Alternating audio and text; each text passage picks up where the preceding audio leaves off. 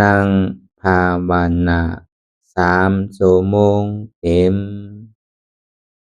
ก่อนนี้นางปฏิบัติกุกรรมในเขาพร้อมกันไว้สาเยตนา3 เจ้าก่อนพุทธังที่พุทธาเจ้านั้นผู้เจมีเฮาคาไว้คาออกสาธุธรรมัง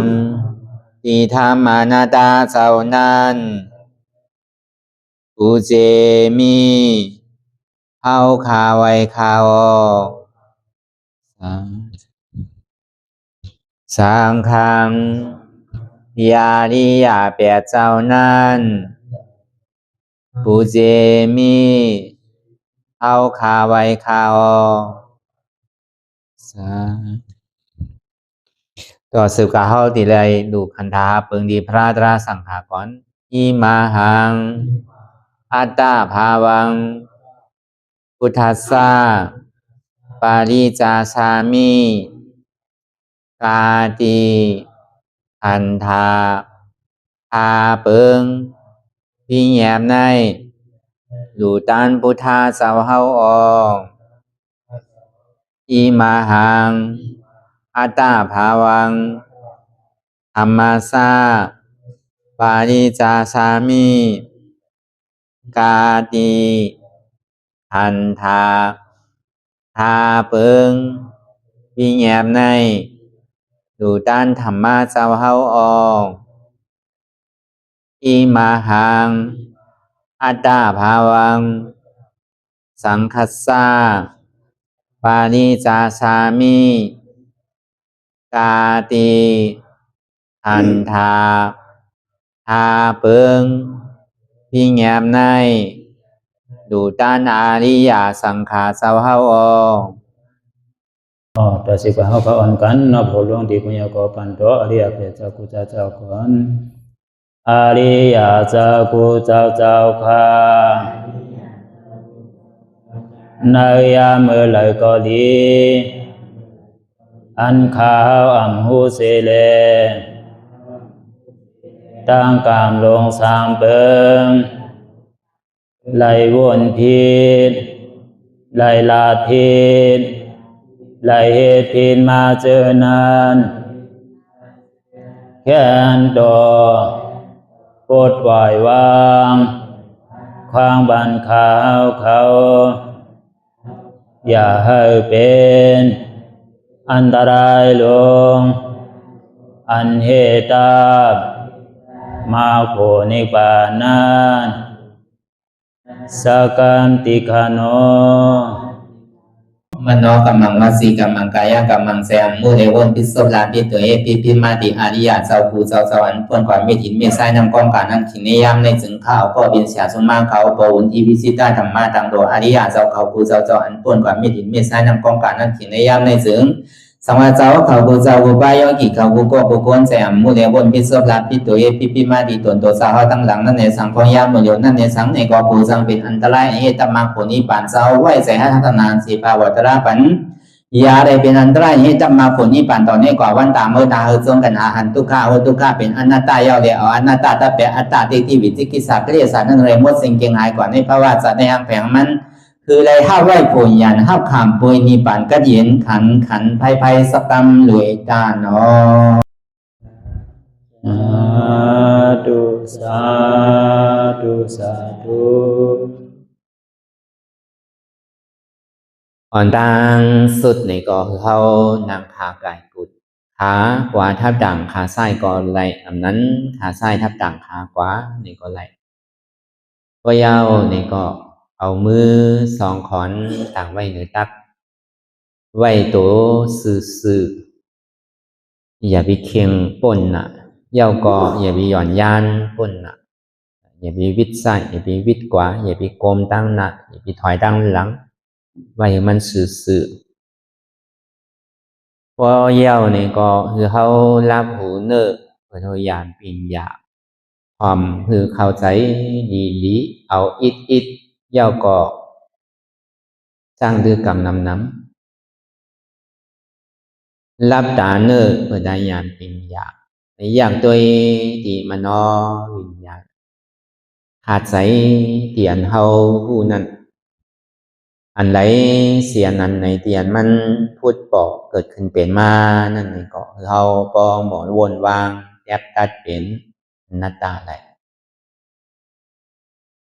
คุยกล่าวตั้งเฮายังไปหันเจ็บไปหันทุกข์ยังปองแสงเลี้ยงใสหรืออนัตตาเตอในเกาะโดยที่อันลมเคยใส่เขาออกอันตั้งเคยใส่เขายาวยาวเคยใส่ออกยาวยาวเคยใส่เขาดึกดึกเคยใส่ออกดึกดึกพอมันเขายาวนี่ก็คือเขาวนว่าเกิด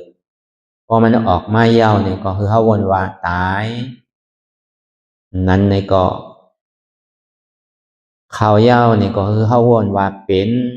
พอออกมาเย้านี่ก็คือเขาวนว่าดูเพราะว่ามันปองเย้านี่ก็คือเขาวนว่าเกิดพอเวียบกว่าเย้านี่ก็คือวนว่าตายนี่ก็แหละแสดงว่าคือเขาตัวลมต่อถึงพอสุดใจอันเขาตัวลมถอยใจในตึงตัวเย้าก็ตึงเอายำเป็นยาพ้นทัดสามตัวพอเปิดเขามีลองตั้งหยุ่มพิษหยุ่มเปิงไว้ว่าตั้งแต่โอถึงตีนถึงโหตัวเลยสังใจเลยสังจะไหนเขามีลองตั้งหยุ่มว่าเขาอุเปิงไรเปินว่าเขาเท่าเนี่ยก็เอาในใจลึกๆว่าเนี่ยไปใครเท่าเถอะเขาตึกว่าเขาหนุ่มอยู่ก็ในพอเขาอายุอาสาเขานำมาเย้าเนี่ยก็ตั้งเปลี่ยนเนี่ยก็นำมาซ้อมแสดงว่าอาสาเขานำแหละตั้งเปลี่ยนเท่าในมันติหายกว่าซ้อมอาสาของใจมันก็แค่นำมาซ้อมถึงดีกำดึนสุดมาเนี่ยก็ตึงป่นไหลตั้งตายอันนี้มันเป็นธรรมดาของโลกะมันเป็นธรรมดาของสัตวะเขาสัมติยุ่มว่าสัตวะเนี่ยเป็นแมวเป็นหมาเป็นโวเป็นไก่เป็นตัวสองตีนสี่ตีนฉะนั้นเขาสัมติยุ่มว่าสัตวะนั่นใช่สัตวะเนี่ยมันมีอยู่สองอันสัตวะตั้งในและตั้งนอกสัตวะเนี่ยบอกว่าเจ็ดสัตวะเพราะว่าสัตวะในสัตวะลาว่าตั้งโมตั้งเสียงในเนี่ย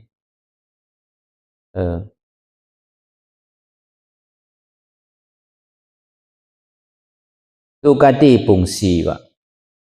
ตั้งแต่สัตว์เดรัจฉานเปตะอสุรกายนาลายเนี่ยนะในห้องมีสีสุกติปุงสองตั้งแต่เมืองโคงกลางหนึ่งเมืองผีหกโคงอันนี้ห้องเป็นเมืองสุกติวะเมืองที่อันเป็นเมืองเปี่ยวเมืองโมนั่นน่ะสุกติอันว่านั่นหาดีกัดเย็นมีวะเขามาเจนจาวนด้วยเหมือนสัตวะเขาเนี่ยฝนตกมาเนี่ยก็มันหมอต่างกว่าลบตีโฮมตีสังต้องมาบอกการเลยย้ำผลแดดมาเลยสังผลมาเลยสังดีกว่าตั้งไรเนี่ยก็เป็นอันดีเฮดีกูไว้เพราะสัตว์ตัวเล็กเนี่ยก็ซ้ำกูสัตว์ตัวใหญ่แต่ก็เบอร์มันเป็นอาหารล่าของสัตว์ตัวใหญ่เพราะว่านั้นเป็นสัตว์ว่าไหนก็มันกัดเย็นว่ะกัดเย็นเขาก็วนเจนจานตัวเองดีมันจังลาเท่าน่ะมันกัดหนาเนี่ยมันไม่นั่นเนี่ยอยู่ดีเนี่ยขยักเข้าขยักน้ำเนี่ยมันหมดลาเท่าสัตว์อันอยู่ในเถินในป่าอันก้นเลี้ยงเนี่ยก็เป็นเปิงหนึ่งยังแค้นก็ได้ศึกษาอีกหนึ่งค่อยการมันอยู่ห้างคอค่อยๆมันแน่นแค่นี้ตุกข้าเกิดกับหมูเปิดมันมีลองตั้งอันเต็กเตียงกันมีลองอันเป้กินกันไรนั่นน่ะตัวสัตวะก็เป็นสิ่งที่ห้องว่าเป็นตุกกดีปุ่งเอาตั้งแต่สัตว์ได้ฉานกว่าเนี่ยเลยสังอันจ้าเป็นเป้ตาเป็นเผ็ดทั้งในมันห้องว่าเผ็ดเป้ตาเป้ตาเนี่ยก็มันอึบมันหยาบมันกันจังไรกินมังปอกดูต้านปันในก็ป้อมตุงจื้อตุงเสียงเขาในก็ซ้ำได้กินหนังเก่าอ่ะดูมังปอกในเขามาไปอยู่อ่ะไปคือปีคือน้องเขาเลยดูต้านปันนั่นป้อมมีเปิ้นดูต้านปันเขาเนี่ยก็เขาก็ไม่ได้กินว่ะนั่นน่ะมันเปลี่ยนหยาบมันจังกัดลาดในภัยน่ะมันจังเปียพุง เนี่ยโกนเฮานั่นน่ะมันก็เป็นเช่นนั้นเฮาว่าเปกตาเนี่ยมันมีอยู่กู300,000เปิงอ่ะอสุรกายนั่นก็เหมือนนั้นนั่นก็มันปีนผลนั่นน่ะอยากกว่านาลายนั่นก็หาดีว่ามันมีหาตีกัดเย็นโซเลียดมืออ่อนกำเหลียวก็มีว่ะตรงนาลายน่ะจังไรหังเอาอ่ะเพราะตรงนาลายแต่เฮ็ดกู้โศกันก็คือก็ข่อมจังหับไรอันจังหับไรเนี่ยเหลือเสพเปกตาว่ะพวกก็เป็นเขตแต่ในจังที่หับไรว่ะอันเท่าบวยกู้โศเพกู้โศปันนั่นพวกเขาหู้จักสังว่าเพกู้โศปันเสตาเนี่ยก็พวกเขาหู้จักอนุโมทนาสาธุเอาก็ห้ำไรนั่นเก่าห้ำจังลาดมันเอาว่ะตุกติเนี่ยมันหาดีว่ามันมีอ่ะแต่ที่อันเปี่ยวเสื้อใจโจเลียดมืออ่อนกำเดียวก็พ่อมมีนั่นน่ะเป๊กตามังเมียวอันวันนั้นต้องห้ำตันเย่เขาอ่ะ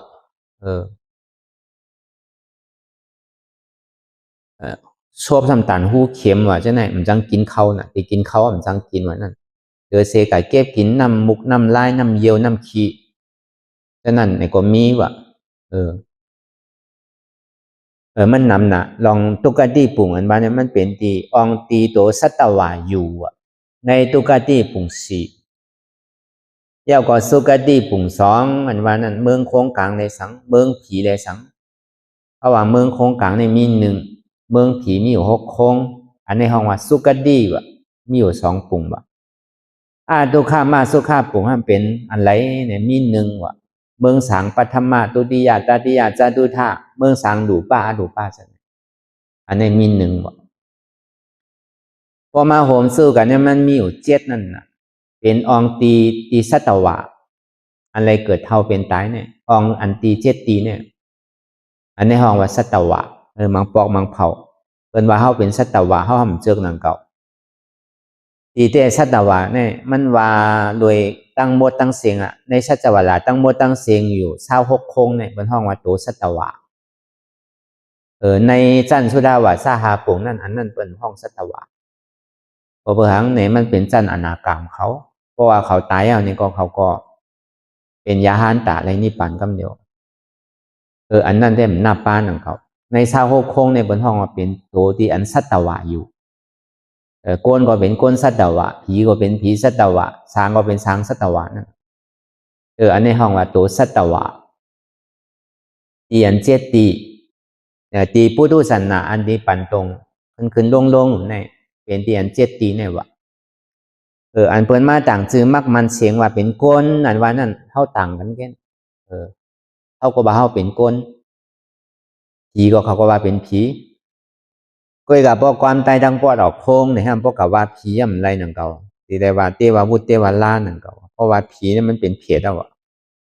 มันเป็นเปกตาเอาอ่ะเรียกว่าคุณที่เรียกว่าเทวบุตรเทวรานั่นน่ะเทวบุตรก็เป็นคุณผีเทวราก็เป็นนางผีนั่นกรรมเนี่ยก็มันก็เปิงอันนี้อีก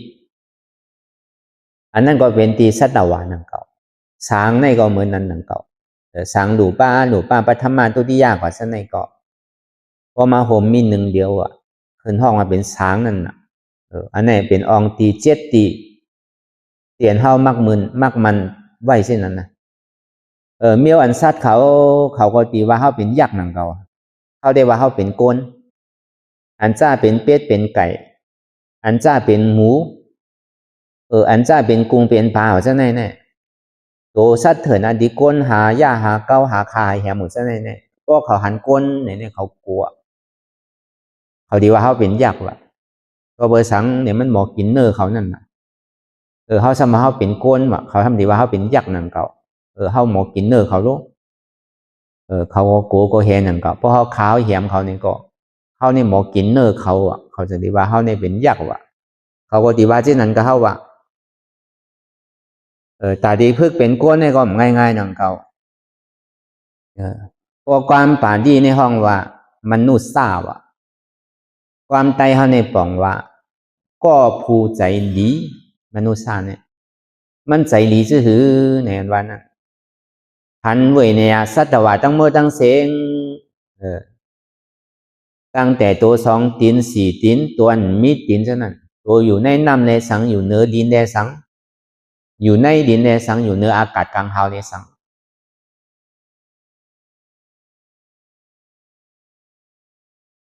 มันอิดรู้เหมือนหนังลูกมันวะ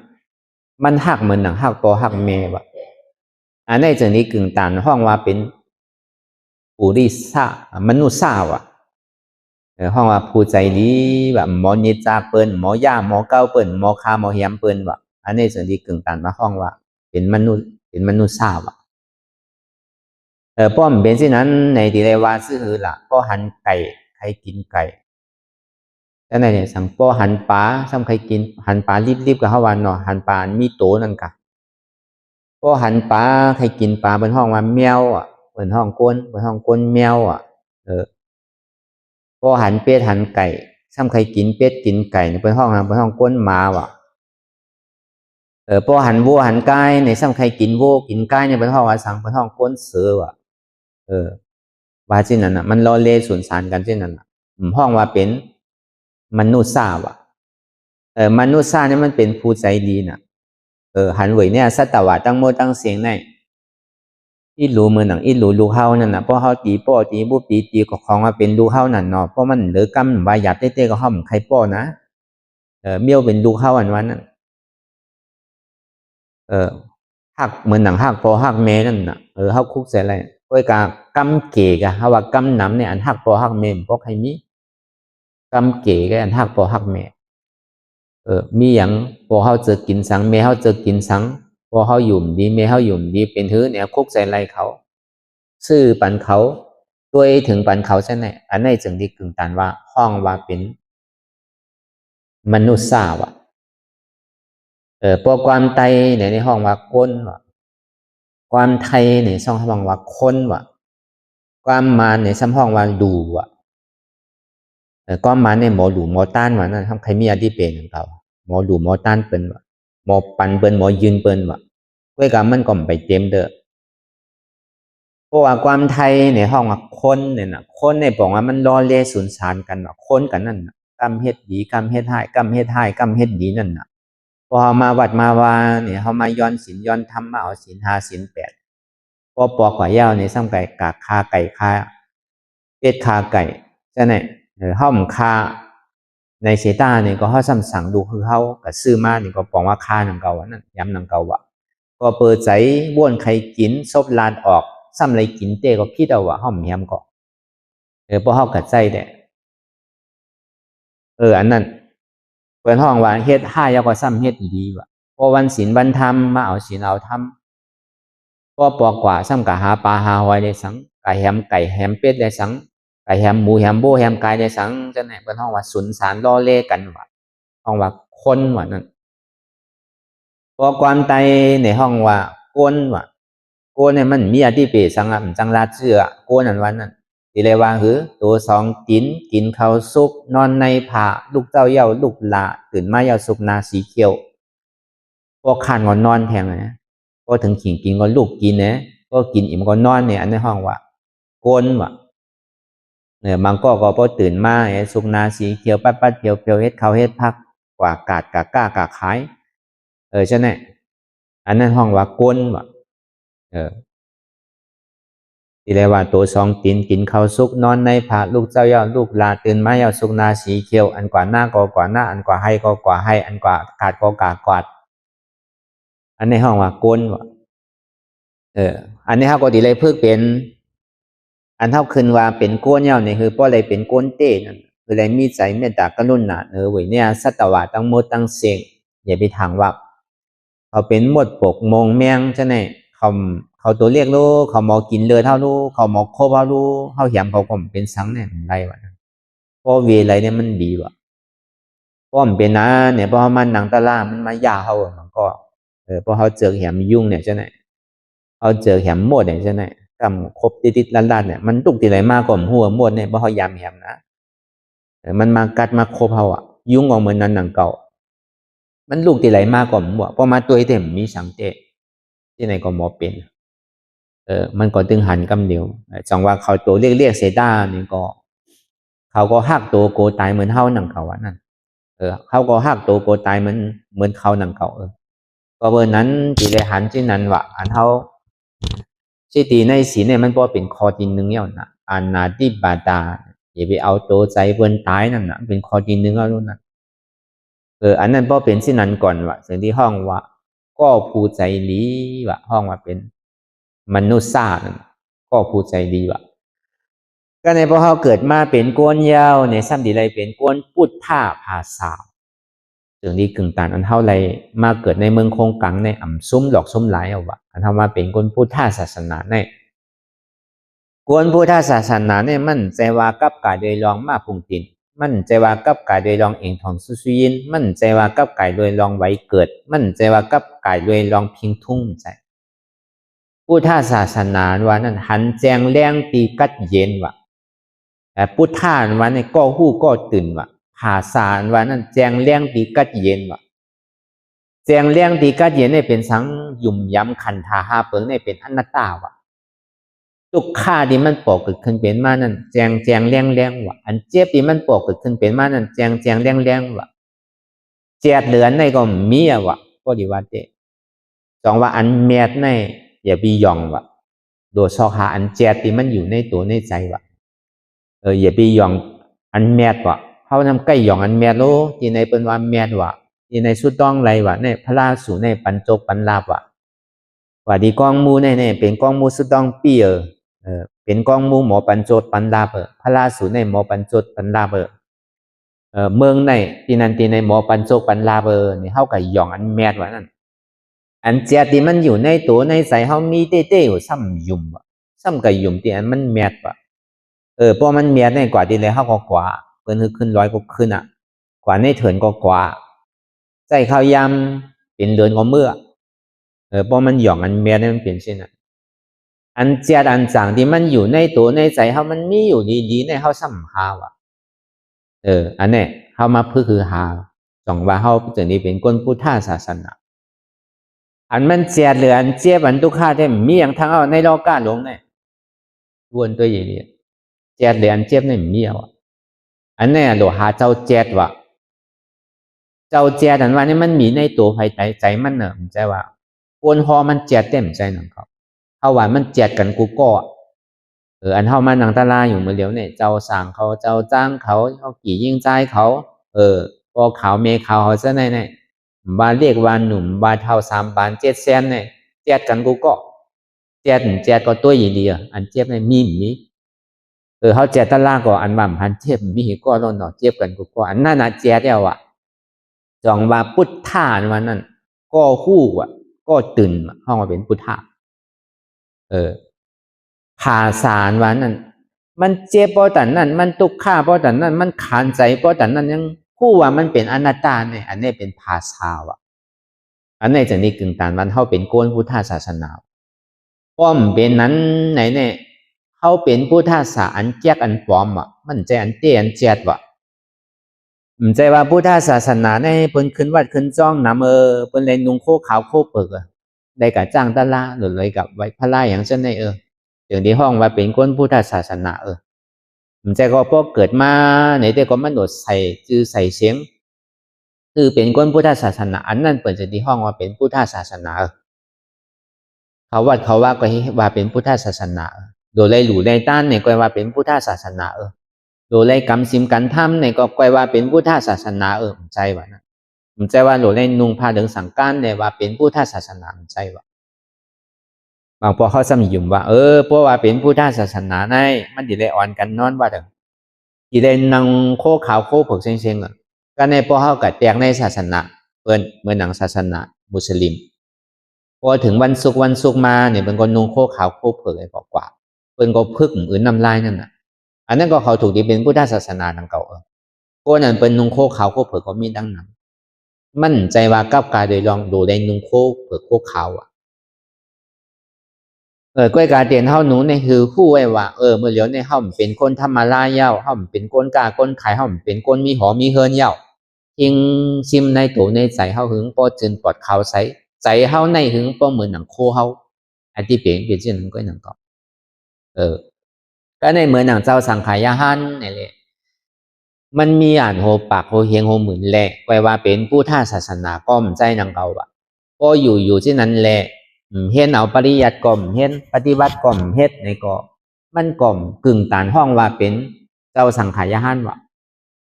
วัดว่าผาเสือ เตียนมันว่าไว้วัสติที่เอเตนาที่วัดตอนั่นวัสติที่เนี่ยเป็นตีอองตีตาที่ออกป้นม่นดอดในสังสารวัฏทุกข้าขันใจวะถึงที่เขาว่าวัสติที่วะ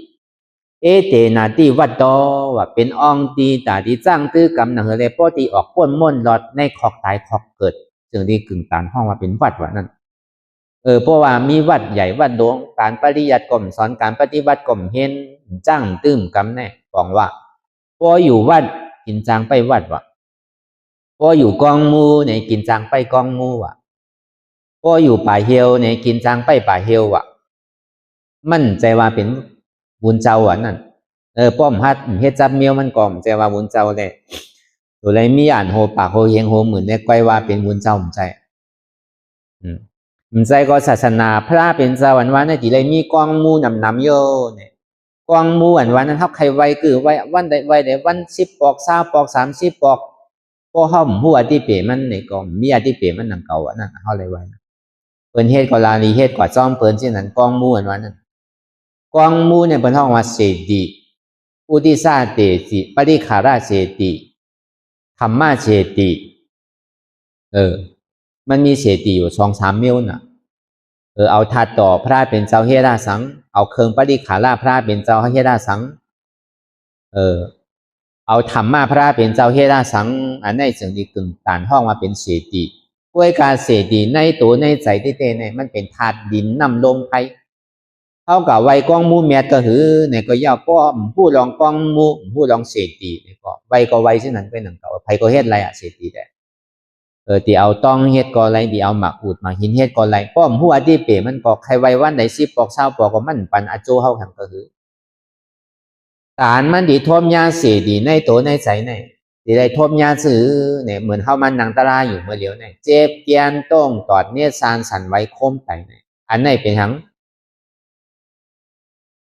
เป็นว่าย่อถาดคนห้องว่าถาดเนี่ยเป็นว่าย่อเสดีนั่นน่ะเป็นถาดของถาดลมอ่ะก็ความดังในคนห้องว่าถาดในห้องว่าถาดตู้ในห้องว่าเสดีนังเก่าอันเข้ามาหันเจ็บเกียนต้นก่อนเนี่ยซันเนี่ยเข้าหันทัดเข้าหันเศษตีอันนี้เป็นเศษตีลมเศษตีทัดลมอันเข้ามาหันไม้หันกัดหันหนุนอันหนาวเนี่ยห้องว่าเตโซทัดเนี่ยเป็นทัดไฟเป็นห้องว่าเตโซทัดอันนี้เป็นเศษตีไพ่อ่ะก็ในอันเข้ามาหันนั้นนักอันเบาอันอ่อนอันแข็งในเป็นปัทวีทัดห้องว่าทัดลิ้นอันนี้เศษตีก็ว่าก็ความป่าเรียนในประเทศว่าเจตี้นั่นนะเพราะว่าความเจตี้ก็ไรถาตู้เนี่ยก็ไรมันเป็นอันเดียวกันอ่ะเพราะหันนั้นในห้องนั้นในมันเป็นอยู่ถาดลิ้นอันจับยายจึ้มหยอดเป็นตู้อยู่ในเป็นถาดน้ำเป็นเศษดีของน้ำในอันนี้มันหันนั้นเตวอันเท่ามันนังรับตาหาวเนี่ยอันเท่าหันตั้งนอกในเนี่ยมันเป็นเปิดห้องว่ามันเป็นรูปธรรมกันอ่ะมันเป็นผังหางตั้งนอกได้ว่ามั่นใจว่ากับกายเลยลองเสดีมีน้ำในกวยว่าเป็นพุทธศาสนาใจว่าต่างศาสนามันก็เฮ็ดตั้งน้ำเสดีเนี่ยเฮ็ดกว่าเฮ็ดมาในเมืองไทยเมืองเหลียวเนี่ยก็คนตายเขายังเฮ็ดเสดีเฮ็ดเหมือนทางเสดีใช่ป้อมหู้ในห้องถามว่าเป็นเสดีมั่นใจมันเป็นกุศมันเป็นตีคนตายใส่กันมันเฮ็ดล้อเลียนสุนทานกันนั่นน่ะเมืองเหลียวเนี่ยคนพอมีเงินมีสังก็ใครก่อเสดีก็ก่อด้วยกับพระเป็นเจ้าปันขว้างได้อันตาที่ก่อเสดีก้องมู่อะไรกึ่งไว้กึ่งซาอะไรในหนึ่งพระเป็นเจ้าถ้าต่อพระเป็นเจ้าปริขาราพระเป็นเจ้าอุติสาพระเป็นเจ้าอันนี้ได้กึ่งไว้อยู่2มาถัดเจ้ายาหันตาที่ก่อเสดีเนี่ยเฮ็ดอะไรอยู่3มาปัจเจกพุทธะอันนี้ก็ก่อเสดีก้องมู่ในไว้ก็อะไรอยู่ก็ใน4มาเนี่ยขุนจักรวดีลาจาวะอันนี้ได้กึ่งตันเฮ็ดเสดีก้องมู่ในเฮากึ่งตานไว้ว่ะเลือเสนั่นในมันกึ่งตานไว้ว่ะมันถูกมันอาว่ะตาที่เฮ็ดเสดีเนี่ย2วันในลองตั้งเสดีก้องมู่นั่นเนี่ยก็มั่นใจว่ากับกายเลยลองพอเป็นคนพุทธศาสนาในที่ได้เฮ็ดเสดีก้องมู่นี่มันว่ามันจังกับมักมันเลยนั้นก็คนพุทธศาสนาในเนี่ยมันที่ได้เฮ็ดพระลานำมาที่ได้เฮ็ดพระลาสู่ใหญ่เลยเปิ้นน่ะเมื่อเหลียวไกลวันอ่ะพระลาใหญ่เลยเปิ้นในโลกกัมพาเนี่ยเปิ้นเฮ็ดเท่เก่งกันน่ะเมื่อเหลียว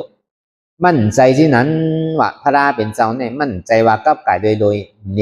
พังหังใจว่าพระเป็นสวรรค์มานั้นมันเป็นผู้ตื่นว่าก็ตื่นว่าผู้ว่าขันธาหาเปิงเนี่ยเป็นอนัตตาว่าตื่นก็บอกว่ามันตายนั่นน่ะพระเป็นเจ้าเนี่ยและอมตะธาตุรู้อันไหนว่ามันเป็นคำสอนว่ามั่นใจเป็นทางห่างว่าก็เป็นนั้นมาในเฮาดีกับอยู่มาพระราเนี่ยมีโจกมีลาเบอร์พระราเนี่ยปันสู้ปันลาเบอร์เนี่ยลองนำทำคำสอนของพุทธคำลาเป็นเจ้าเนี่ยเฮาติ่มเอาเข้าใจเฮาดีกับย้อนโจกย้อนลาบทติกอันไหนก็เฮาหันมาตั้งนำที่เป็นเหตุมันก็ในพอเป็นคนพุทธศาสนาในดีไรมีปิฎก3 กอง 5ในกองใจหนังเก่ามันก็ห้ามเอามาวางไว้แค่น่ะในทำปิฎก3 กองเนี่ยในมันเป็นหือห้ามอ่านด้วยเหตุบอกเนี่ยบางปอกเนี่ยดูทำปิฎก3 กองดูไว้เช่นนั้นแค่ในมันเป็นสื่อ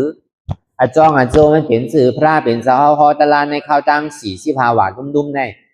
พี่ธรรมะในมีหลายจามสุตตันตาในมีหลายจามวินัยในมีหลายจามมันเป็นลองสังเตเขาก็ยำดูยำอ่านด้วยเหตุบอกอันนี้ก็ปองว่าเอาจื้อมันหลอกอะไรกันว่าในมันเป็นหือห้ามหัวที่เปลี่ยนมันเตะอันนั้นก็แปลว่าเป็นคนพุทธศาสนาเตะว่านั่นก็เห็นหู้เอาลองไปหมอปิญญาในธรรมปิฎก3 กองนั้นเห็นหู้อยู่มาเสตาเนี่ยก็ตัวเจ้าเก่าก็ซ้ำสอนยาวก็ตัวเจ้าเก่าก็ซ้ำเฮ็ดจอมสอนเปิงหนึ่งซ้ำกะเห็นเปิงหนึ่งซ้ำกะสอนเปิงหนึ่งอันนั้นก็ใจเป็นคนพุทธศาสนาว่ะพอหุ่นเจ้ากะสอนลองไปหมากมีเนี่ยก็เป็นคนกล้าคนขายเลยว่ะพอกะสอนลองตั้งปลูกชาความเนี่ยก็เหมือนหนังเจ้าให้เจ้านางเลยว่ะพอกะสอนลองป้ายการวันการเมืองเนี่ยก็เป็นชึกเลยว่ะใจเป็นหมุนเจ้าเต้ว่ะพอเป็นหมุนเจ้าเต้ในทำปิฎก3 กองดีพระเป็นเจ้าพอมาลุมในข้าวตัง45 วาทลุมเนี่ยมันหลเอาออกมาสอนที่เดียวมันมีไว้อยู่นั่นน่ะมันโลโก้โดยสอนธาตุนั่นน่ะคนดีเห็นปริยัติมันนั่นก็คนปฏิวัตินั่นเนี่ยก็เหมือนนั้นนั่นเก่าก็ติเลยจ้างตื้อกรรมตัวเจ้าเก่าก็เลยว่าจอดถึงในสังก็เต้ไรกว่าถึงนั่นในสัง1 กุลไรในสังเนี่ยอันตีตัวเจ้าเก่าได้ทบไรญามานั่นเนี่ยก็เอามาสอนอันในจึงดีกึ่งตานห้องว่าอันเฮาว่าทั้งหมดทั้งเสียงพอเฮาป่องแจงแรงใจเข้าใจเอาว่าพุทธะเนี่ยก็ฮู้ก็ตื่นภาษาเนี่ยแจงแรงตีกระเดียนปุสติติเอเตนาติพุทโธเนี่ยนะอันนี้ปุสติติเอเตนาติพุทโธอันวันนั้นเป็นก็ฮู้ว่าขันธาหาเปิงเนี่ยเป็นอนัตตาอำตายพระเป็นเจ้าเนี่ยเลยยาอมตะห้องว่าเมื่อหนอลองเรายังตึกสร้างปรมีตาดีเป็นพระเป็นเจ้าเหมือนหนังเจ้าใจสิทธัตถะออกบวชในข้าวตังอายุ20 เก่าต่อถึงฮอดถึงมา35ตัดสรู้เป็นสัมมาสัมพุทธะเมื่อเหลือน6 มนอันนั้นห้องว่ากิเลสานิโรธาสัมมาสัมพุทธะเจ้าใจสิทธัตถะอันว่านั้นกวายไปได้ว่าขึ้นมาเป็นพระเป็นเจ้าโกตมะในข้าวตังพระเป็นเจ้าโกตมะเหมือนกิเลสานิโรธาสัมมาสัมพุทธะเกิดขึ้นเย้านี่ก็นิพพานนั้นเป็นห้องว่าซาอุปาติเสสานิพพานกำในข้าวตา45 วาทลุ่มๆนั่นพระเป็นเจ้าเฮาสอนไล่สอนปันเวยเนี่ยสัตวะในธรรมปิฎก3 กองไล่ถึงมาอยู่45 วาทลุ่มๆเย้านี่แหละถึงมาอายุแก่นเจ้า80 เต็มว่าเจ้า45 วาทเย้านี่ก็เข้าส่วนมหาค่ำกว่าเมื่อเหลือน6 มนอันนั้นห้องว่าขันธานิโรธาสัมมาสัมพุทธะว่ะนิพพานท่านพ้องว่าอนุปฏิเสสานิพพานว่ะอันนั้นพระเป็นเจ้าสูตรที่ 2ก็ในสูตรที่ 3เตียนเฮาเลยมาทบอยู่เมื่อพ้องยามเมื่อเหลียวในห้องว่าธรรมะธาตุสัมมาสัมพุทธะว่ะธรรมะนั่นบอกว่าอนัตตามั่นใจว่าธรรมะในหลีกในลายใจอันเฮาเลยมาถอมมายินมาจังด้วยกับตัลานมันนั่นตัลานวันนั้นเป็นธรรมนั่นคำเดียวอ่ะธรรมนั่นก็เป็นทั้งเป็นอนัตตานั่นคำเดียวห้องว่าธรรมะอันเฮาเลยมาถอมยินอยู่เมื่อเหลียวในอนัตตาในบอกว่าเฮาทบญาพระเป็นเจ้าธรรมะธาตุใจว่าเสดีกว้างมู่เตียนเฮาว่ามาเมื่อเจ้าใจดีเลยกว่าฮอดถึงเมืองอินเดียพุ่นห้าดีเลยกว่าฮอดถึงเมืองศรีลังกาพุ่นห้าดีเลยกว่าฮอดถึงเมืองไทยพุ่นห้าดีเลยกว่าฮอดถึงสุยตะโกงพุ่นห้าใจธาตุอันวันนี้มันเกิดขึ้นมาที่ในตัวในใจที่มันเป็นอยู่เมื่อเหลียวเนี่ย อันเจ็บแกนต้องตอดเนตรสารสันไว้คมไตวายอทัดอันไม่กระดุนหนาวนั่นเป็นเตโซทัดอันนักเบาอันแข็งในเป็นปฐวีทัดอันจับยายซึมหยอดเป็นรูในเป็นอาปทัดอันนี้บอกว่าถาตู้ในหันกูก้อนนั่นแหละธรรมะในก็เขาก็ดึงว่าอนัตตาธรรมในก็เป็นตลานั่นนะเขามาอ่อนกันเฮตตลานั่นบอกว่าอ่อนกันมาหาอนัตตาบอกว่าหาอนัตตาหาตลานั่นบอกว่าเข้ามาหาอนัตตาธรรมะถาตู้มหาสังหลาในมหาเจ็บเกียนต้องตอดเนตรสารสันไว้โคมไต่ไม้กระดอนแข็งสู้ตุ้มจับยายจึงหยอดเป็นดูในห้องว่าหาเนี่ยหาถาดเนี่ยหาถาดแจดที่มันอยู่ที่ในก็เดียวมันแจดต่างตีเนี่ยมันยังเป็นอันปลอมอันแจดแกมันแม่ต่างตีเนี่ยมันแจดเหมือนตีอันเท่าเลยโทวิญญาอยู่ห้องยามมาเหลียวเนี่ยแจดเหลือในก็มีอย่างทางห้องว่าถาตู้สัมมาสัมพุทธานันูสัมเวนสังในสัมมาเนี่ยบอกว่าสัมมาติชีวะสัมมาสังกัปปะวะอันว่าสัมมาสัมพุทธานะใจว่าเป็นหางพังพระเป็นเจ้าเรียกว่าเป็นสัมมาสัมพุทธามใจพระเป็นเจ้าเขาก็จังจอยเท่าไหร่ใครกับย้อนสื่อย้อนมันปันเท่าไหร่ตัวมันเจ้ามีอยู่เสด้าเนี่ยก็ตึ้งปันไหลกะลาเนี่ยพอหอมเฮ็ดจอมก็เปิดพระเป็นเจ้าเนี่ยเป็นภูมิปิญญาเด้อเสเอาปิญญาข้อสั่งคำสอนที่มันเจ้าเลยห่อไว้ในข่าวดัง45ว่าดุมในเส้นตังอริยมรรค8เปิงอันไหนเป็นเส้นตังนำปันหนึ่งตาที่ออกป่วนมนหลอดในขอกตายขอกเกิดเลยเนี่ยดีเลยยังจอมสัมมาทิฏฐิสัมมาสังกัปปะสัมมาทิฏฐิหันนันหมันเมียนจือใจสัมมาสังกัปปะว่านันหมันเมียนจือใจอันไหนเป็นสัมมาสัมพุทธะ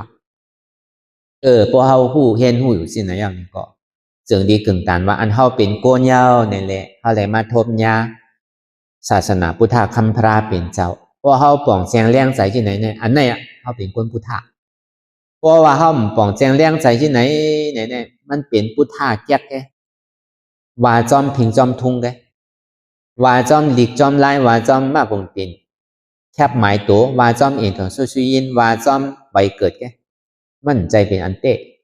พอแหลมมาทบมายินมาจ้างตึกกรรมอันไหนสิ่งที่ว่าเขาเป็นคนพุทธศาสนาอันแจ๊ดกวยกะเป็นพุทธภาษาอันแจ๊ดนั่นเนี่ยพระเป็นเจ้าผู้ว่าขันธาหาเปิงเนี่ยเป็นอนัตตาตื่นอำตายภาษาเนี่ยแจงแรงตีกระเดียนเตียนมันเจ็บเสียบไม่แกนตีมันเจ็บดีตัวก็ย่อมมันมีตัวอนัตตาเจ็บดีใจก็ย่อมมันมีใจอนัตตาเจ็บกว่าตั้งเสียงในก็เจ็บในก็มันมีอนัตตาอันนี้เป็นคนพุทธศาสนาอันแจ๊ดพอเป็นคนพุทธศาสนาอันแจ๊ดนั้นว่านั้นตาตีมเป็นอริยะเนี่ยมีซึ่งดีเป็นมันในนาสีนาเนี่ยวันนาเดือนนาปีนาจัดนาหนึ่งก็นาหนึ่งปีไรเพราะเขาเข้าใจยุ่มยำขันธาหาเปิงเป็นอนัตตายุ่มยำว่าเจ็บในเป็นอนัตตายุ่มยำว่าทุกข้าเนี่ยมันเป็นอนัตตามันแจงมันแรงดีหรือในก็มีอย่างทั้งเขายังหมอวนวางเป็นอนัตตาแล้วในปองว่ามันแจงแรงดีหน่อยในเขาเป็นคนพุทธศาสนาเยาก็พอเขาเป็นคนพุทธศาสนาเขาซ้ำหูจักเส้นตั้งแต่ที่เป็นอริยะในซุ้มเยาพอเขาเป็นคนพุทธศาสนาพอเป็นอันแจ๊ดมันแต่มันตึงหูเส้นตั้งแต่ที่เป็นอริยะนั่นเหมือนเขามาเฮ็ดอยู่พ้องยามเหลียวเนี่ยพอเขาขำเจ็บขำทุกข์อะไรพอเขาเยื่อนอะไรพอเขาซุ้มเขาไหลอลังอยู่กูวันเขาไหลนำแมนอยู่กูอิดตาอันเขาที่เป็นนีเก่าอันที่เขาย้ำมีไว้เนี่ยก็มันสายแจ้งขึ้นนีใหม่ตาที่เฮ็ดขึ้นเนี่ยมันมีไหลเดอเสียว่าไหลอลังย่อมกามที่ไหลนำแมนก็ตายก่อนในภาวะจาตั้งนาเนี่ยมันถูกนี้เอานะอันเขามาเกิดอยู่พ้องยามเหมือนเหลียวในก็เพื่อเขาถูกนี้เขาจะนี่เลยมาเกิดเขามาใจนี้เขาอันนี้กูเขาป่องแจงแรงใจเพราะเขาใครเป็นอริยมรรคอริยผลอริยเนี่ยก็ยุ่มย้ำเจ็บในเป็นอนัตตาเจอดีกึ่งตานว่าเป็นกวนพุทธศาสนาอันแจ๊จังว่าในตัวสัตวะอันว่าเนี่ยป้อมเป็นนั้นในก็ห้อมไปป้วนเถอะสัตวะเขาตึ้งดีเป็นสัตวะที่กะเขาตึ้งดีเป็นตัวสัตว์อยู่ที่กะเพราะที่เอาความห่างจ้าว่าเต้ก็เอาความห่างดีในสัตวะเป็นที่อันเจ็ดตีเพราะว่าความห่างจ้าเนี่ยก็เป็นสัตว์นั่นน่ะ มันใจเป็นเปิ้นมักมันที่นั้นแกลองก้นลองสังเนี่ยมันเป็นลองปิ้งเงียบแกก็ในสัตตวาในตัวเฮาในรู้ซ้ำเป็นคือล่ะมีถาดดินนำลมไฟถาดดินถาดน้ำถาดไฟถาดลมมีทุกขามีสุขามีใจหักตัวโกตายเพราะว่าถาดดินนำลมไฟสี่มีทุกขาหนึ่งมีสุขาสองเป็นหกก็ในก็มีใจหักตัวโกตายเนี่ยเป็นเจ็ด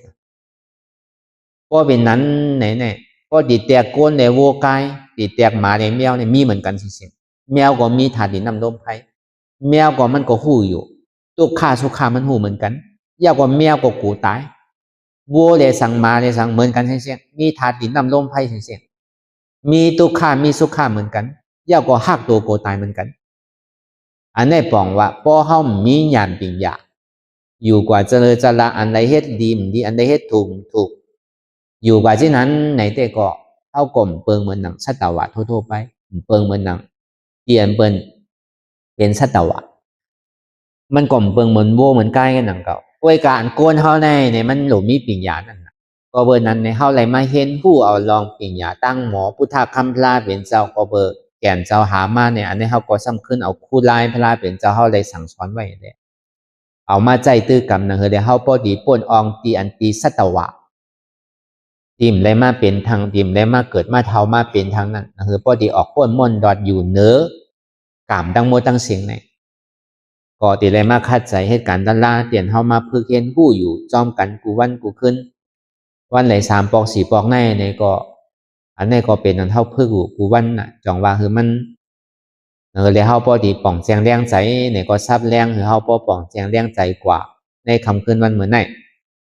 ครับกายโดยลองอันที่ว่ามาตั้งปึกตั้งโมตั้งเสียงนั่นคือเลยเฮาพอดีเป็นก้นพุทธศาสนาอันแจด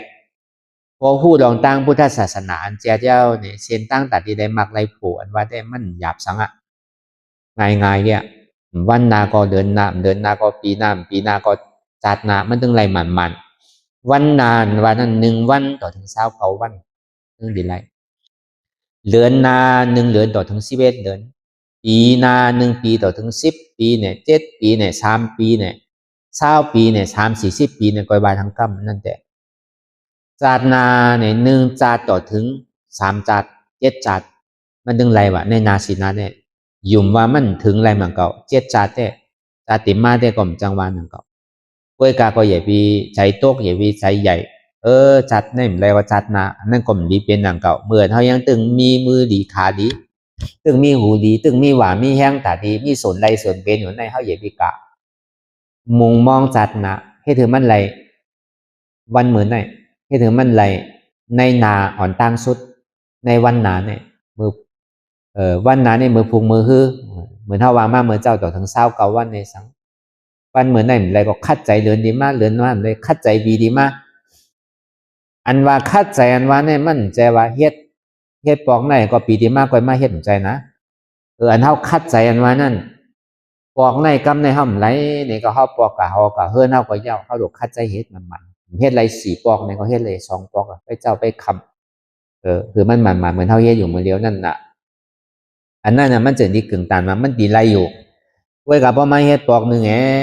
ปีดีมากก็เฮ็ดทางปอกให้มันไกลหนาวเนาะนั่นแท้ใจนั่นเก่าอันนี้ก็เอาหยาดปีอย่าห้างไผห้างมันเนี่ย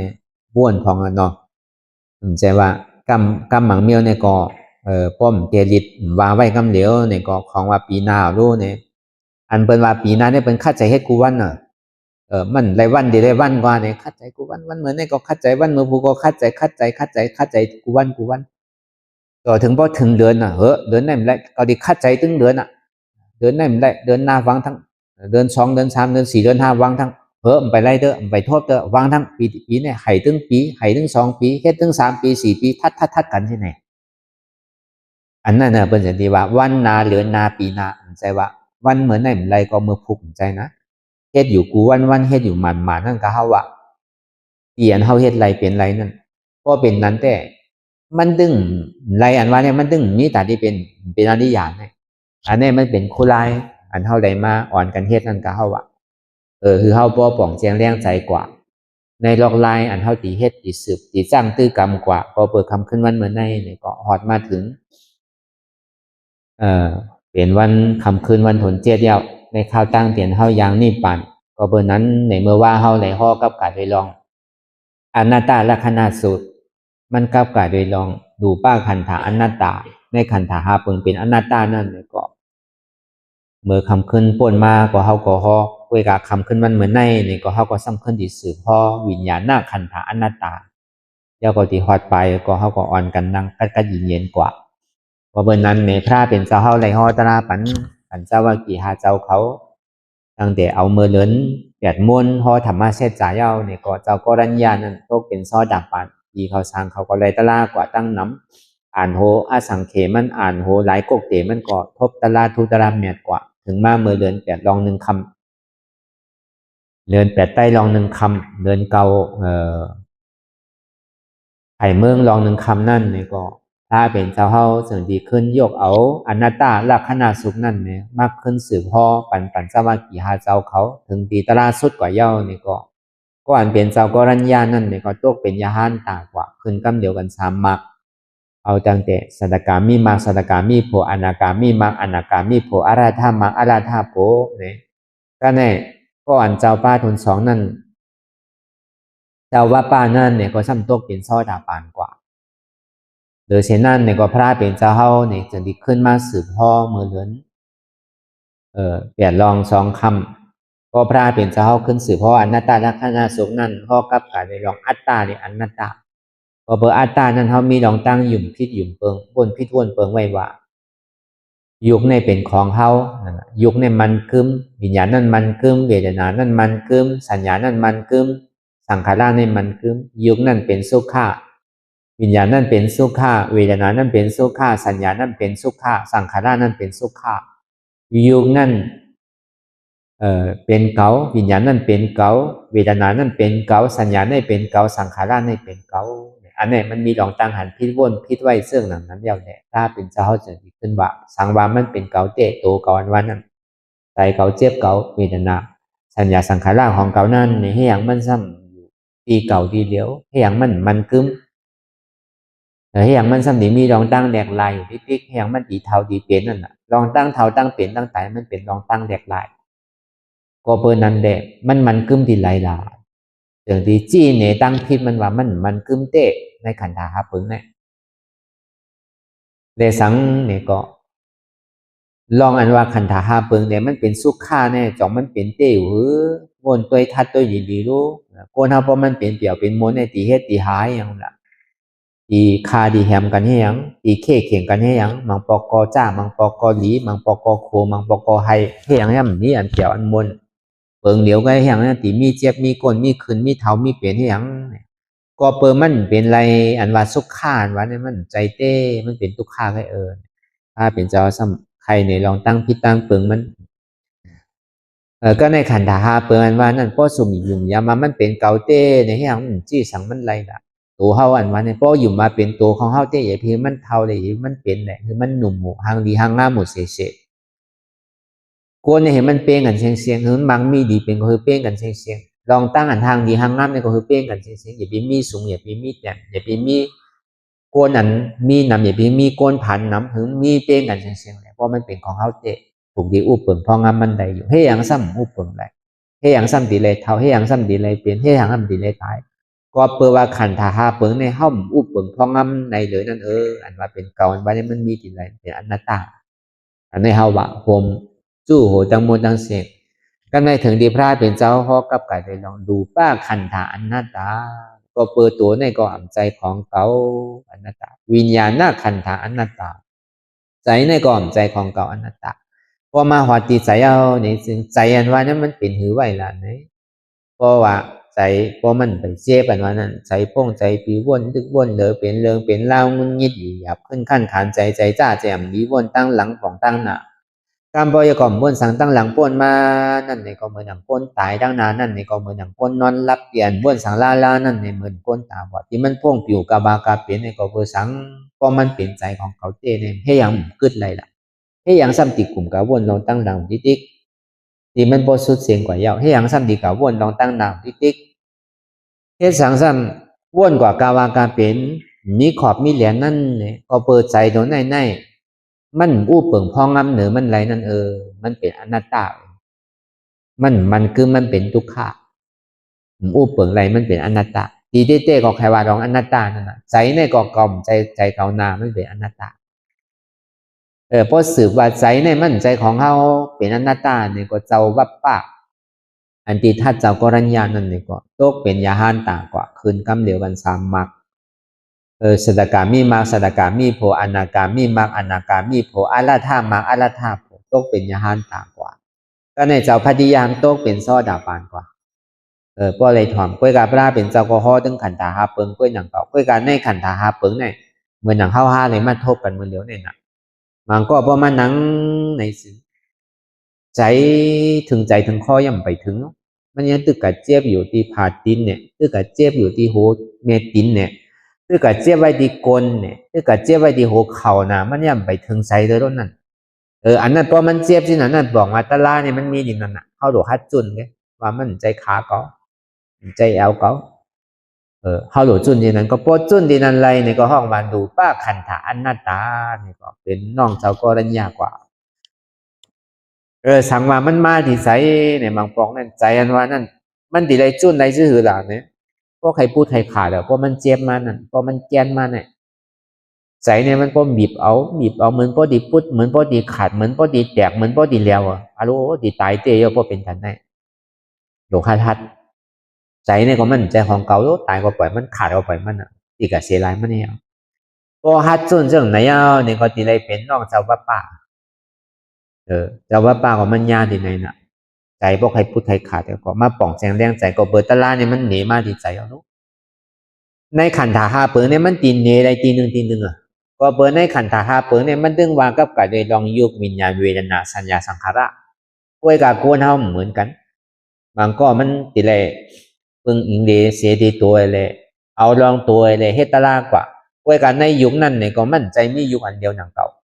ก็เปิดวิญญาณเวทนาสัญญาสังขารเนี่ยมันตีคูโผมาได้มาอยู่ที่ดูบเนี่ยมันตีแห้งเหลือเสียอันเสียอันเนี่ยก็เป็นนั่นก็อันไรที่มันแห้งก็เอานั่นเป็นตะลาอันนั้นก็มันก็ปล่อยไปที่ยุคไรก็ในพอป้นยุคยาวเนี่ยเพราะมันนั่งก็มันเยื่อมันขำอะไรตัวเนี่ยก็ในมันสัมผัสมาติดใจเพราะมันขำจังว่าอันหักหนาเหลือเปิ้นเนี่ยเป็นตัวเฮาอันหักหนาเหลือตัวเฮาสัมเป็นใจเฮานั่นก็ในมันผ่านตัวไรยาวเนี่ยแต่มันติมาผ่านใจแต่ที่มันมาคำไว้ดีใจในเกาะพอเขาเฮ็ดใจพวกใครพุทธใครขัดเยื่นใจพวกดีขัดอันนั้นโลหัดอันว่าใจดีขัดนั่นมันยังตึกหันใจของกปองว่าตะลาเนี่ยมันมีดีใจอันนั้นเพราะว่ามันเกิดขึ้นดีวิญญาณหน้าขันถ่ายเอาลองดูยองเวทนาลองสัญญาลองสังขารเนี่ยมันดีตื่นมาดีนะเอาก็โลกไว้ไปที่นั่นไว้ที่อันใจตัวนั้นแกมันโลแต่เรียนหากไว้ที่โตเรียนหากไว้ที่ยุคเรียนกาหากไว้ที่เวทนาเรียนกว่าที่สัญญาแดนกว่าที่สังขารใจอันไหลมันแห้งเพราะใจแห้งเอาที่ใจนั่นอันมันสุดนั่นอันมันเจ็บสุดปักสุดเปิงนั่นมันเจ็บตีตัวก็เอาตัวนั่นเป็นตะลามันเจ็บตีใจเนี่ยก็ว่างใจนั่นเป็นตะลาพอมันเจ็บกว่าตั้งเสียงเนี่ยก็ว่างเจ็บนั่นเป็นตะลาเพราะว่ามันนางสื่อกว่าในใจก็มพันเนี่ยวะตัววันนั่นก็มพันอันก็เจ็บเนี่ยวินตั้งออกปองตั้งตกวินตั้งห้องปองตั้งจานก็เหลือเสียเจ็บเนี่ยมันมีตัวหายกว่าตั้งไรก็หูใจก็หายกว่าตั้งไรก็อันนั้นปองว่าตะลาเนี่ยมันมาดีเวทนาเท่าที่ได้พึกวางดีเวทนา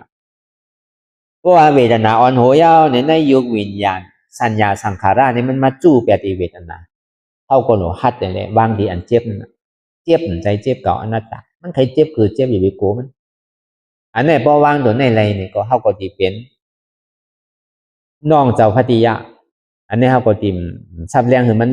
ลึกดำเติมฟุกมากก่อนก็มันกระการดีเลยผ่านกว่าก็ในเพราะว่ามันมาดีสัญญาว่านั่นเป็นคือล่ะเพราะเขานางเนี่ยมันก็เจ็บตีเก่าทีเดียวพอถึงขิงถึงข้าวถึงยามเนี่ยมันหู้น่ะกว่าที่นั้นที่เด็กตื้อกว่าที่นั้นก็เดียวยิงเด็กยิงเจ็บสัญญาตัวไหนมันหู้ขิงหู้ข้าวมันน่ะพอมันมาเนี่ยเพราะใครไหลเยี่ยวพวกใครลันขี้พวกใครลันเนี่ยเพราะมันมาเนี่ยมันใจว่ามันใหญ่ๆได้เจ็บมันใจมันตอดเอาเจ็บเอาแต้งเอาตัวกับตัวมาเรียกเอาเนี่ยยิงเรียกยิงเจ็บอันนั้นเพราะเป็นนั้นในญาสัญญาในสัญญาหน้าขันธาเพราะมันปอกเกิดขึ้นเป็นมาเนี่ยก็เข้าก็ดีเลยว่างเนี่ยนั่นว่างดีสัญญาตัวนั้นโดหัดว่าง ถูกที่วนเป็นธาตุลมก็วนเนี่ยถูกที่ปล่อยกำเนิดมาที่ลมถอยใส่พอมันลูกมากก็ปล่อยกับวนทั้งคนไรเมื่อปุกมือมาก็ซับเลี้ยงปันลองเฮิรนไหลก็เปิดในเฮาซับเลี้ยงในเฮิรนหลังวิญญาณในขันธ์หาเปิงในเฮาตีซับเลี้ยงกูเฮิรนอ่ะมันเหมือนหนังมันมีเฮิรนไว้หาหลังอ่ะเหมือนเฮามีดูหาก็กว่าเฮิรนหนึ่งอยู่กำหนึ่งเป็นดื้อไปกว่าทั้งเฮิรนหนึ่งเหมือนเฮามีลูกหาก้อนเนาะดูเฮาไหลลูกไปลูกเขยได้สังพอเฮากว่าเฮิรนหลังทนหนึ่งก็อยู่คนขี้เก้มาในหยุ่มและซ้ำดีได้ค่ายกว่าเฮิรนทนสองอยู่เฮิรนทนสองอยู่แล้วค่ายกว่าเฮิรนทนสามค่ายกว่าเฮิรนทนสี่ค่ายกว่าเฮิรนทนห้าใช่ไหมเหมือนเฮามีลูกไว้หาก้อนมีเฮิรนไว้หาหลังนั่นน่ะอยู่หึงเต้ก็ห้ามอยู่ได้มันเหมือนนั่นนั่นเก่าในสัญญานั่นก็เพราะมันเกิดขึ้นมาเย้าเนี่ยก็บอกว่าสัญญาเนี่ยตารางเนี่ยมันเกิดขึ้นที่สัญญาเพราะมันเกิดขึ้นที่สัญญาเย้าเนี่ยก็เบอร์สัญญาเนี่ยมันอ่อนหัวเย้าในลองตั้งสังขาระลองตั้งยุคลองตั้งวิญญาณลองตั้งเวทนาเนี่ยมันดีมาสู้ดิลายมันก็ได้ทนหามาในสังขาระตัวนั้นเนี่ยลองสังขาระเนี่ยมันมีสองเปิงสังขาระอันเจ็บมันเต้ๆนั่นเหมือนหนังมันเจ็บก้นขึ้นเมยแกนมาเนี่ยพอเฮากะวนมันดูกว่าหายกะพอเฮากะวนจับมันดูกว่าหายกันมันยังตึกเป็นสังขาระนักขันธายนั่นไม่เป็นเพื่อนทนหาม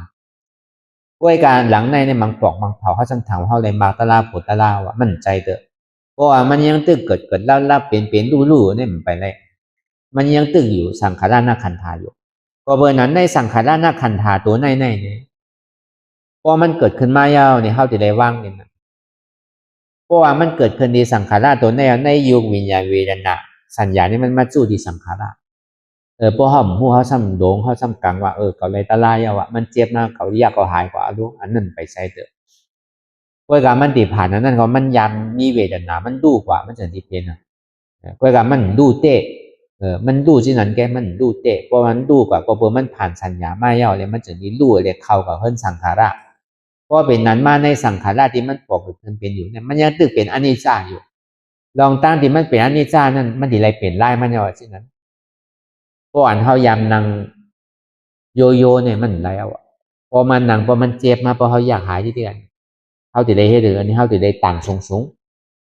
ก็ยามต่างเอาขามาใส่ก็เฮาต่างเตรียมเฮาโดเอามาติงเงาขาเนี่ยป้อมนั้นก็เฮาโดเอาไผ่ใส่เนี่ยมาต่างไผ่กว่าต่างขึ้นสูงเพราะเป็นนั้นเนี่ยมันเนี่ยตัวนั้นนะสังขารตัวนั้นก็เฮาไก่อยากให้รู้ได้มันมีมันดีเจ็บขึ้นเพื่อการมันก็รู้ไอ้เจ็บขึ้นมันดีแห้งขึ้นพอมันแห้งขึ้นแล้วมันดีเกิดอนุรมายานี่เกิดขึ้นก็เบอร์มันดีมาจู้ในสังขารตัวนี้มันขึ้นดีมาจู้ที่อันนามทัดให้ขึ้นกันอย่างเก่าพอมันจู้แล้วเนี่ยก็เฮาก็วางพอวางสิ่งนั้นเขาก็ไล่อันนี้ไล่มันก็เฮาก็ทราบเรื่องหรือมันลึกๆลำอันแรกนั่นก่อนพอมันทราบเรื่องยาววันเดียวเนี่ยก็มันก็ดิ่มผู้ว่าเฮิรนหลังในพวกเฮากว่าเขายาวเนี่ยเฮาเช็ดได้เกดีซื้อเฮาซ้ำได้พึ่งวางซื้อได้คือมันความหมายแม่นกว่านะคือเลยมันติดกวายไปเฮิรนหลังนั่นไรแน่หึงกวายไปอะไรเสียงๆนั่นสิได้เฮ็ดถือเนี่ยก็เบิ่หังล่ะพวกเฮารับรูปใดเป็นรูปป้ารับนามใดเป็นอรูปป้ารับขันธาใดเป็นอริยาวะ2วันนี้ป่านนี้มันใจมีดีตัวอันเดียวกันพอเปิดตัวนี้ก็มันปึงอีกเลยเสวิญญาณเวทนาสัญญาสังขารเนี่ยมันตื้อเขาจะในมาอยู่ป้อมใจมันพอเขาถามว่านี่ป่านนี้มันมีดีขาเนี่ยเขาโดยอยากให้มันหายกว่าเพราะมันหายกว่าอะไรอย่างใจนั่นมันตื้อเป็นอยู่ไปเพราะมันรับรูปอะไรมันเป็นรูปป้าวะเพราะรับนามอะไรเขาสัมถังว่าใจนี่มันมีดีนาโอเขาเนี่ยเขาโดดตัวกว่าที่เพราะมันหายกว่าก็เขาไรตะล่านั่นใจเพราะรับนามนะเป็นอรูปป้าวเนี่ยมันโดดเลยรับขันธาอะไรกันว่าจะนี่เป็นอริยะอันนี้เขาพึกแต่ดีรับขันธะด้วยการอันไรอันมันปอกเกิดขึ้นเป็นมาเนี่ยก็เขาลืมสมาธิที่สมาสังกัปปะตัวนี้เนี่ยตั้งขันอันหมัดเมียนในวนอันหมัดเมียนนั้นที่เลยเป็นผู้อ่อนโหที่ได้เป็นเอาหยานปิญญาอ่อนโหอย่าไปกระจ้อมมันนั่นแหละพอเขากระจ้อมมันเนี่ยมันได้เป็นสติสมาธิเวทีที่มันเป็นปิญญาได้พอมันเป็นสติแก่ในเขาโดดตืดมากคำเดียวมันใจลองสติมันเป็นลองปิญญาแต่ดีแค่เธอเจี๊ยบอยู่นิ่มในก็บสติก็หนังเก่าสองว่าแห้งสมาธิในมันดีจอยแถมแห้งสมาธิที่พอมีสมาธิมันกึมเข้ามันสั่นคล้องมันย่ายในนี้มันเจอที่หันมันหมันเมียนพอเขานางหัวที่ไหนพอเขากลุ่มสั่นกลุ่มข้อหัวที่ไหนมันเมียนพอเขาตัวก้นก็หันกล้องไป2ก้อหัน2ก้อเป็น4ก้อไปแล้วเพราะสมาธิเขามันนิ่มในตาเขาติดตัว คือมันเกิดสมาธิที่เนี่ยมันจังเต็มเลยตั้งหันเนี่ยมันจังหันพี่อยู่ที่กะมันยังตึกเป็นเก่าที่เตี้ยพวกเขาใครหนึ่งน่ะขาเก่ามือเก่าตัวเก่าอันใครหนึ่งเนี่ยก็เปิดว่าโอเก่าขาเก่าเนี่ยเพราะมันหนึ่งยาวเนี่ยมันจะดีเป็นสมาธิเลยมันใจตัวเก่าอ่ะอันที่เขาหันกว่าเนี่ยมันจะดีหันนั่นมันแม่นแต่ในสติเนี่ยมันสั่นดีจอยแถมแห้งสมาสังกัปปะสติเนี่ยมันเหมือนจื้อเนี่ยเหมือนหนังเอาขึ้นเลยสังเอามาวางไว้สุนาเฮาสมาสังกัปปะนั่นมันเหมือนเอาผ้ามิดพันเนี่ยก็พันกำไหนก็เตอร์กำนั้นกำเดียวสตินั่นสติอันว่านั่นสมาสตินั่นเหมือนเฮาเหตุการณ์อยู่เมื่อเหลียวนั่นอ๋อเมื่อเหลียวมันเจ็บแล้วมันคืนแล้วมันเจ็บตีตัวแล้วเจ็บตีใจแล้วเจ็บไหนแล้วอ๋อเจ็บที่มันเป็นอยู่เมื่อเหลียวเนี่ยมันใจเก่ารู้อนัตตาทุกข้าที่มันเป็นอยู่เมื่อเหลียวอันคานอกคานใจอยู่เนี่ยมันใจเก่ารู้อนัตตาอันนั้นบอกว่าสติมันเกิดขึ้นแล้วในปัจจุบันพอเปิดมันหันเจ็บเนี่ยมันแจ๊ดแล้วอ่ะทุกข้าที่มันเป็นเนี่ยมันแจ๊ดแล้วอ่ะมันมาอยู่ซื้อนาตั้นตาเฮาแล้วอ่ะเฮาโดดหัดทันได้ดิตาดีจอยแถมแห้งสมาสังกัปปะเนี่ยก็มันเป็นสติตาดีจอยแถมแห้งนั่นแหละเท่คืออันเท่าที่พันอันเท่าที่ประหารอันเท่าที่ตัดนี่ถึงก็ถูกกำไหนกำนั้นก็ซับกำไหนก็เตอกำนั้นกำหนดมันติดกับคำแรงกับไว้แป๊กกิเลสสารวันนั้นพอแห้งสติมีเนี่ยปองว่าใครวนเสือวนกว่ากาวากาเป็นนั่นน่ะก็เอาใจเอาวันเนี่ยกำวนตั้งหลายกำปองตั้งนายวนกว่าวนไม่เอาหายเป็นหลายๆวนถึงวนข้าวใหญ่หลายๆนั่นปองว่าแห้งสติเขาเหมือนเนี่ยแห่งสมาธิเขานำไปอ่ะเพราะเป็นนั้นเนี่ยเพราะเขามีแห่งสมาธิในซึ่งเพราะเขากับวนดังหลังเนี่ยก็เหมือนเอาพันมีพันหลังเขาขึ้นพันจือก็มันจับนั่นพันจับหลังเขาขึ้นเนี่ยเพราะเขากับวนลองตั้งนะเนี่ยก็เหมือนเขาพูดกว่าสั่งถูกกับโต๊ะใส่เปิ้ลเปิ้ลทำติ่มไม้ก็ไม่เปิ้ลทำดีที่ติ่มไม้เขาเหมือนนั้นหนังเก่าเพราะเขากับวนตั้งนาเนี่ยก็สติมนี่เอาวนตั้งหลังก็มีสติเอาเพราะสติต่างมันดีเกิดขึ้นมีอะไรนั่นเนี่ยมันอยู่ซื้อนาเนี่ยมันเกิดขึ้นดีเมื่อเหลียวเนี่ยที่มันเจ็บมันเสียบมันไหมมันแก่นแน่เป็นสมาสติเตี่ยมันเจ็บแก่นต้องตอดเนชานสมาธิซ้ำตังมันไว้อย่างนี้นั่นคือแล้วมันตีหันมันมันเนี่ยนั่นคือแล้วมันตีหันว่ามันใจโหเกาขาเกามือเกาตัวเกาเพราะมันยังตึกว่าเป็นโหเกาขาเกามันใครหนึ่งใครเพื่อนหนูที่ดิ้งนั่นน่ะโหตายหนูที่ดิ้งนั่นน่ะเพราะสมาธินี้ไม่เอาตังมันไว้เหมือนเขาตังเสานั่นคือมันสั่นคอนกว่าตังไหนตอนนั้นเขาติดปลูกหมักพี่หมักเขอในเขายังตังคือมันเนาะอันนี้เขาเป็นก้นดังก้อนในสันติการหมักพี่หมักเขอไรนั่นก็ทีไรมีแห้งสมาธิเนี่ยทีไรตั้งมันไว้ในข้าวตัง2 ชั่วโมงเนี่ยเดียวมันมีตังหันพี่เด้อพันกว่าคือมันพอจับกำพันจับหลังกำพันจับขาเขาติดตายขึ้นเงี้ยนั่นเก่าห้องพันอันย่านเตมันโนทีเดียวพอมาไว้ซื้อนาเขาอย่างนั้นเจ็บอันตุกข้าเนี่ยแจกเลยเนี่ยก็มีอะรู้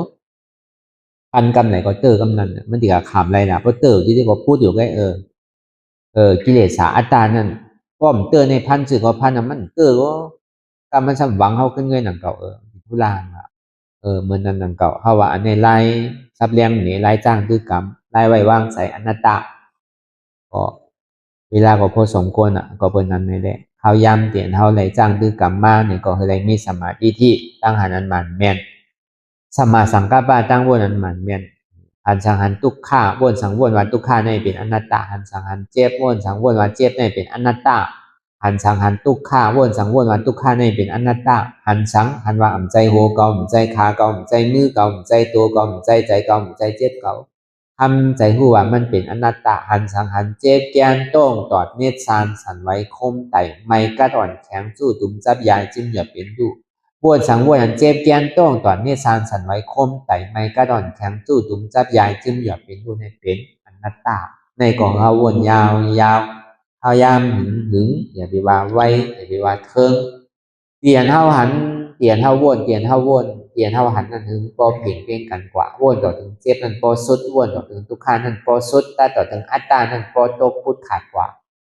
อันไหนเตียนมันพุทธบอกเกิดขึ้นเป็นมานั่นในก็เราปอหมอวนวางแยกตัดเป็นอนัตตาสะพอไหล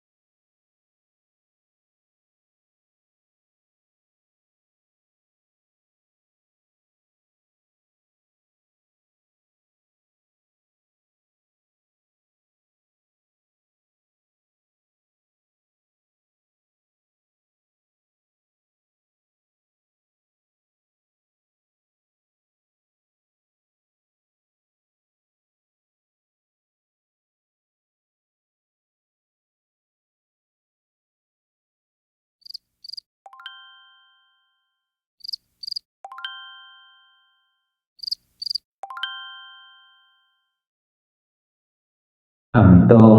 งหนึ่งค่ายลายพื้นเปิดตามึนตาอย่ายอมสงสัยอัตตามันที่สังเฮาคือหนึ่งคือโตงคือค่ายคือลายคือพื้นคือเปิดตามึนตานั่นอย่าปัญยอมกันไว้ใจให้ทานเสียสืบการปฏิบัติธรรมสมาธิที่หันสังหันเจ็บแกนโต้งตอดเนตรสานสันไว้คมไต่ไม่กัดอ่อนแข็งสู้ตุนจับยายเป็นอยากเป็นดูสภาวะยุคทาสีเปิงสนั่นมันอย่างเจ็บแกนโต้งตอดเนตรสานสันไว้คมไต่เนี่ยที่เขาวนวางว่าเป็นทานลมใจเก่าอนัตตาอันไม่อยู่กัดอยู่อุ่นอยู่หนาวนั่นคือเขาวนวางว่าเป็นธาตุไฟใจเก่าอนัตตาอันมันนักอยู่แข็งอยู่โอนอยู่อ่อนอย่างนั้นเนี่ยเป็นธาตุดินใจเก่าอนัตตาอันมันซึมอยู่จับอยู่ยายอยู่เป็นอยู่รู้อยู่นั่นเนี่ยเกิดอยู่รับอยู่นั่นเนี่ยเป็นธาตุน้ำใจเก่าอนัตตาพอเอาสภาวะธาตุดินน้ำลมไพ่ในเกดีกว่าพอเขาสืบข่าวตังมันอยากมันผึดตกลงตกอุ่งไว้แล้วก็เอาเส้นธาตุดินน้ำลมไพ่ในเกดีกว่าเพราะว่ามันกว่าไรลงง่ายๆเย้านี่ก็เขาก็สำคัญภาวะธาตุดินน้ำลมไพ่เนี่ยสืบวนเป็นอนัตตากว่าหนึ่งมาอย่าไปโกเนี่ยเทียบมาคือก็เอาผมโซมภาพตอนว่างเป็นอนัตตาสองมาเนี่ยอย่าไปการเตอข้าวยำไปถึงเตออย่าไปการ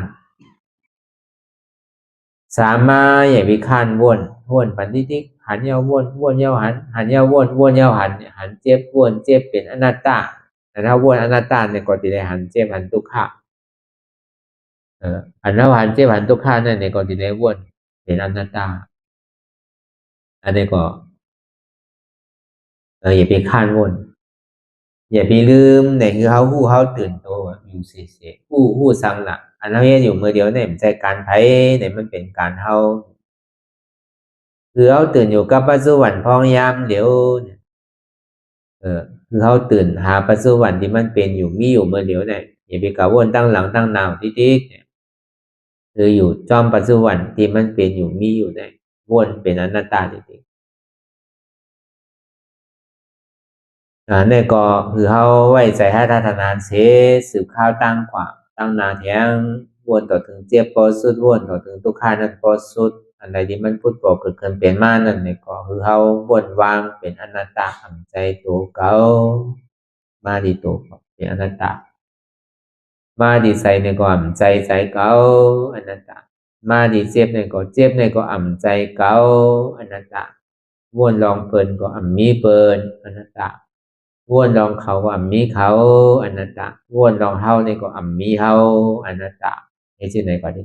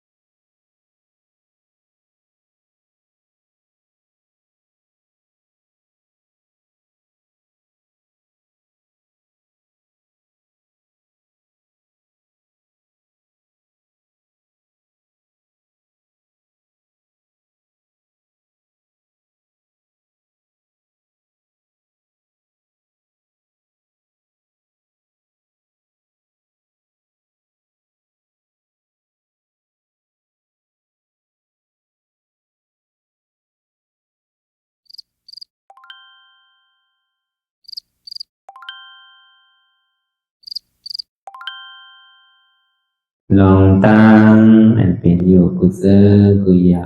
ย้ายข้องคำไว้ที่ใส่หูถอดถอนออกที่ใส่หูมันออกเสียงก่อน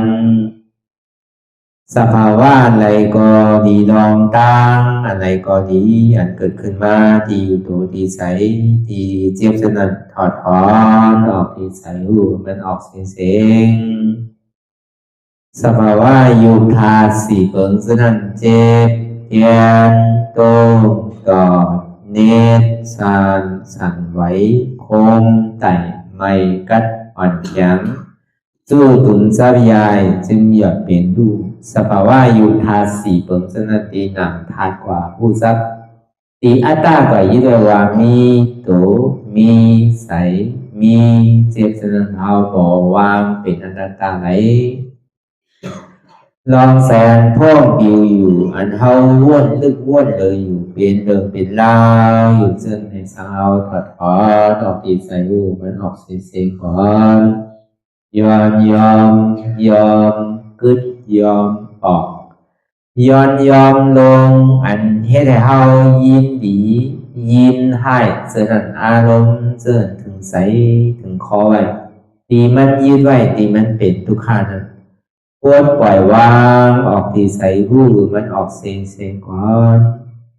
ลองเจอเป็นทุกข้าเลยลองย้อนถึงใส่หลายอย่างมันเกิดขึ้นมาตีตัวที่ใส่ตีเจียบสนั่นปวดวางย่อเสียงก่อนก่อยค่ายย้ายลายดึงพื้น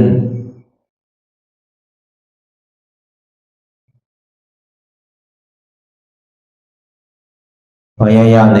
ก่อยเปิดตาลืมตาลอยได้เป็นการปฏิบัติธรรมโคหายอดธรรมอันเกิดขึ้นที่โตที่ใสที่เจ็บอันนั้นโคนหาเหตุหาเงากระจองทุกข้างนั้นต่อสืบการในเฮาที่ได้ส่งเมตตาถึงวิเนยสัตวะตั้งบนตั้งสิ่งก่อนอิดาเมบุญยังอาสวะคายังนิบานังวาหอตุมาปุญญาภากังสเปสัตตาสัมมาลาภันตุอีตังเมปุญญังอันเฮาคาไลมาตือกรรมปฏิบัติวิปัสสนาภาวนาหาอันยอดธรรมอนัตตาในอาสวะคายังเป็นอันถาสัพตัดแต่นาสวะสีเบิงเสียวแลนิพพานังตีนิพพานันขอดูให้ถึงเสกัมติคามาปุญญาภากังคอนดีอันคามานังวิปัสสนาภาวนาทรงยืดปันสเปสัตตานังเทวปเมสลาญาติกาดึนเคเจอได้ก็แลจากว่าสัตวาทั้งสิ่งต่างดวงงานสมาลาพันตุอะไรพรดีนำกันตั้งเฮาคา tăng sinh sakam ti kha no sa thu sa thu sa thu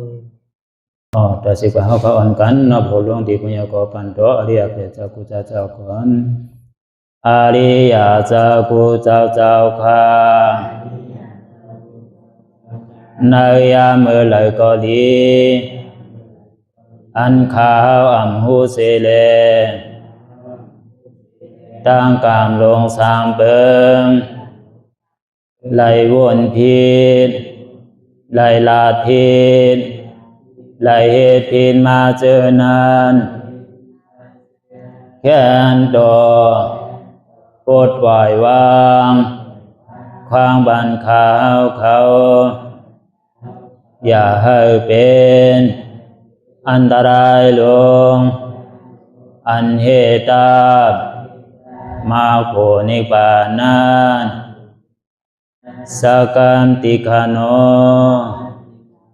มโนกัมมังวสีกัมมังกายกัมมังแสมมุเรวนพิศลาปิตัวพิมาติอาริยะเจ้าภูเจ้าสวรรค์พ้นความเมตินเมสายนำกองการนั้นขินนิยามในจึงข้าวก็บินเสียสมาเขาปวุนทีวิสิตาธรรมะตังโดอาริยะเจ้าเขาภูเจ้าสวรรค์พ้นความเมตินเมสายนำกองการนั้นขินนิยามในจึงสังวาเจ้าเขาภูเจ้าภูปายกิเขาภูโกภูโกนแสมมุเรวนพิศลาปิตัวพิมาติตนตัวสาวตั้งหลังนั่นในสังพยามโยนั่นในสังในกอภูสังเป็นอันตรายเหตุมรรคผลนิพพานเจ้าไหวใส่ให้ทัศนานสีภาวตระปันยาได้เป็นอันตรายให้จำมาผลนิพพานต่อเนื่องกว่าวันตามเมื่อตาเฮจงกันหาหันทุกข้าทุกข้าเป็นอนัตตาเยาเดียวอนัตตาตาเป็นอัตตาที่วิจิกิสาเกลียสารนั่นเลยมดสิ่งเก่งหายกว่าในภาวะสัตว์ในอังแผงมันคือไรห้าไหวผลยันห้าขามปุยนิพพานก็เย็นขันภัยสกรรมรวยตาเนาะสาธุ